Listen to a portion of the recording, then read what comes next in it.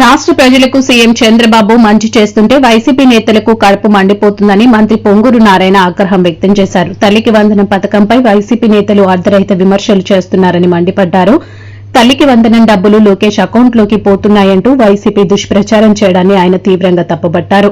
Nellore corporation కార్యాలయంలోని command control room లో అధికారులు ఆయన సమీక్ష సమావేశం నిర్వహించారు. చంద్రబాబు సమర్థవంతమైన పాలనతో పరిస్థితులు చక్కబడుతున్నాయని, కొన్ని రోజులు ఓపిక పడితే హామీలన్నీ పూర్తిస్థాయిలో అమలు చేస్తామని మంత్రి నారాయణ వెల్లడించారు.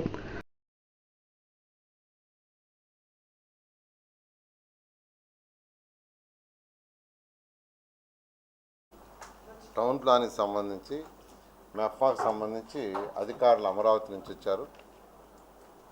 ముందుగా ఏదైతే మెఫ్మా తీసుకుంటే మెఫ్మాలో డిజిటలైజేషన్ అంటే ఇంతవరకు అసలు డేటా అంటూ కంప్యూటరైజేషన్ లేదు. ఈ ప్రభుత్వం వచ్చిన తర్వాత ముఖ్యమంత్రి గారి యొక్క ఆదేశాలతో డేటా మొత్తం కంప్యూటరైజేషన్.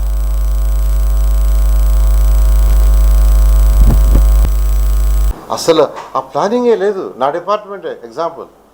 నా డిపార్ట్మెంట్లోనే 2014-19లో ఎంతో చక్కగా చేస్తుంటే ఆ వ్యవస్థను మొత్తం నాశనం చేశారు. అయితే ముఖ్యమంత్రి గారి యొక్క డైరెక్షన్తో ఈరోజు అన్ని శాఖల మంత్రులు యాక్చువల్గా చేస్తున్నారు.